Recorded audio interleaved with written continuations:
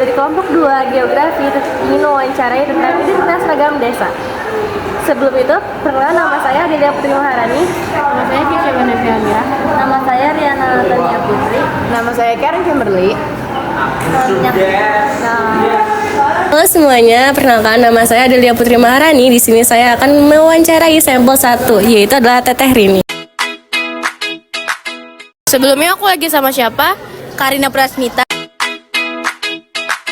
Sekarang saya sedang bersama Bapak Ade Indra. Nah, kalau boleh tahu, Bapak namanya siapa sih, Pak? Suparyadi. sampel kedua, yaitu adalah Kalista Revi. Aku lagi sama siapa? Rifki.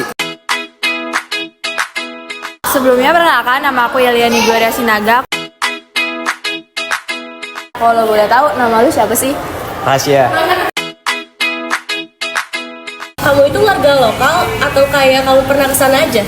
Aku bisa bilang warga lokal sih. Dulu kecil tinggal di sana terus pindah ke sini. Sebenarnya cuma lahir aja sih, tiap tahun setiap lebaran pulang kampung. Berdasarkan pengalaman kalau aku pulang kampung ke sana. Asli pribumi. Dari kecil sampai SD. Cuman sampai sekarang aku masih suka balik kampung juga. Warga lokal sih. Sebelumnya kamu tahu nggak sih asal-usul atau sejarahnya desa kamu? Nah, kalau Bimanya itu ada yang namanya Kerajaan atau Kesultanan Bima yang memperjuangkan Pulau Sumbawa yang ditempati sama kolonial Belanda. Desa Kanor yang ada di Bojonegoro tuh nama aslinya tuh berasal dari Kanuragan. Kanuragan tuh artinya yang kuat gitu, pemberani gitu. Terus habis itu untuk desanya sendiri tuh dulu pas di era kerajaan itu dia jadi lumbung padi gitu karena kan banyak sawah. Terus dekat juga sama sungai Sungai Bengawan Solo gitu. Kondisi sosial budaya dari perspektif sosial budaya itu gimana Pak di desa Bapak? Ya, untuk sosial budayanya betul-betul mencerminkan Betawi. Nah, orang Betawi itu kan kebetulan sangat lekat sekali dengan Islam, ajaran Islam. Ada warga yang habis panen tuh kita cuma masih bantu-bantu, kayak mulai dari kalau nggak mulai dari awal tuh mulai dari nanam sampai ke panen. Kalau peraturan desa teh ada nggak? Ada kayak misalkan kamu ya sebagai cewek-cewek gitu kan biasanya kan kayak nggak boleh keluar malam. Terus kayak misalkan mau kemana-mana harus di pantai orang tua juga kan. Mesti dijaga banget lah kalau cewek-cewek daerah Jawa gitu. Ya peraturannya mungkin kalau malam ya pasti jangan berisik ya, apalagi itu komplek-komplek orang-orang TNI.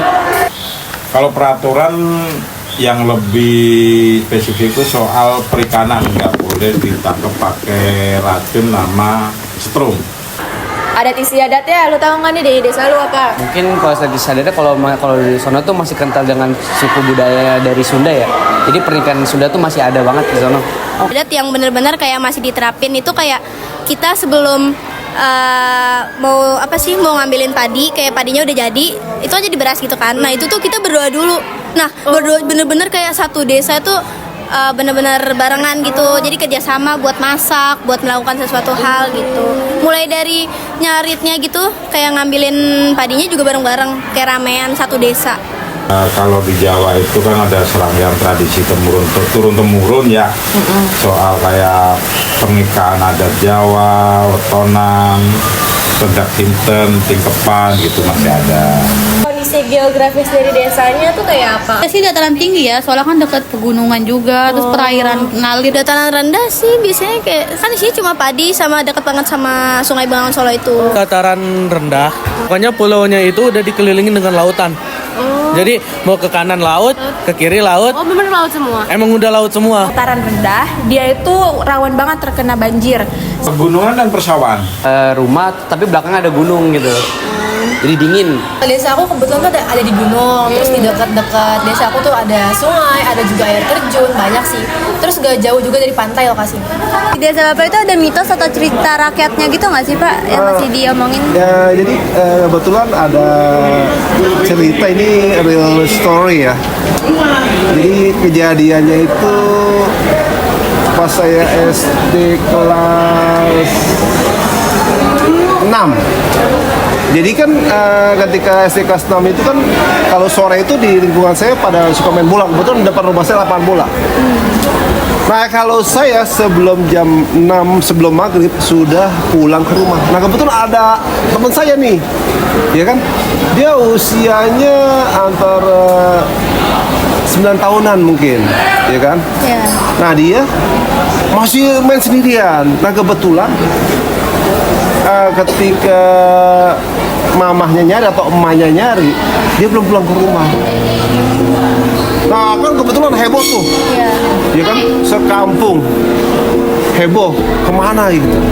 Nah mungkin dalam pikirannya aja ya, itu dibawa sama makhluk halus atau disebut wewe gombel. Makanya diadakan doa dan pencarian dengan menggunakan, tau nggak, panci.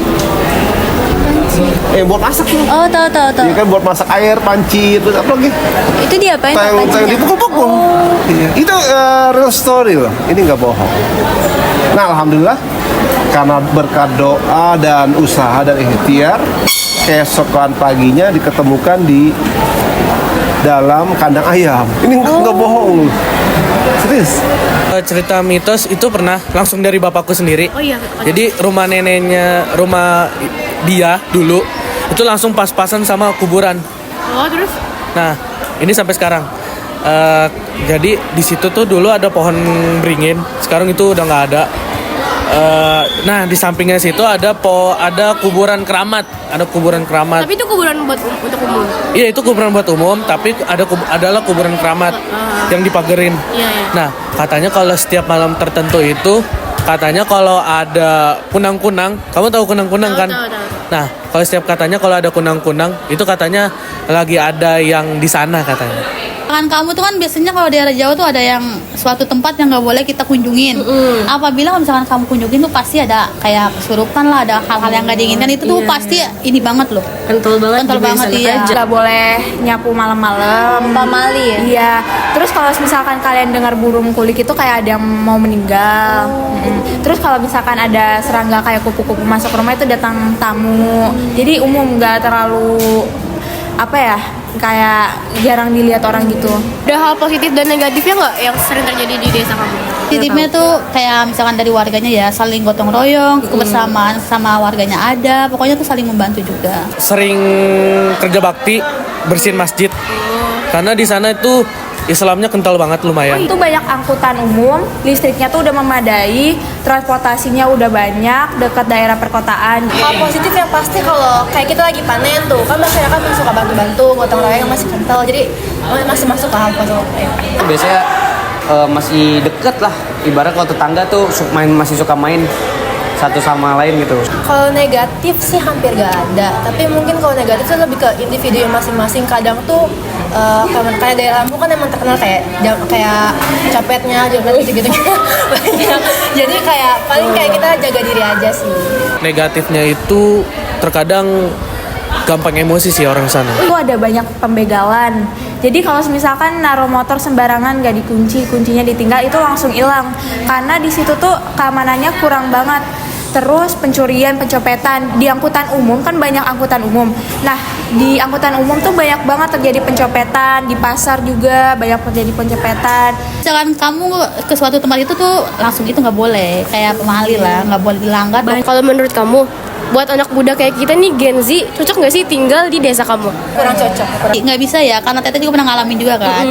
Kayak misalkan kalau kamu tinggal di sana, kamu mau kemana-mana masih susah ya, kendaraan masih minim, terus sinyal juga masih kurang ya, kadang ada kadang enggak. Ya menurut aku sih cocok. Kan kalau Gen Z kan sukanya healing ya. Iya benar. Liburan kemana? Sangat cocok. Tergantung ya. Sesuai kebiasaan Gen Z itu sendiri sih. Kalau misalkan mereka udah terbiasa dari kecil hidup di pedalaman, terus mereka berada di pedesaan, harusnya mereka bisa terbiasa. Tapi kalau misalkan Gen Z yang udah lama tinggal di kota, mereka harus adaptasi lagi. Cocok dah.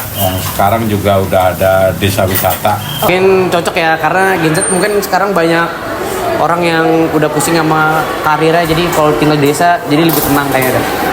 Sekian video wawancara dari kami. Mohon maaf jika ada kesalahan yang disengaja maupun tidak disengaja. Wassalamualaikum warahmatullahi wabarakatuh.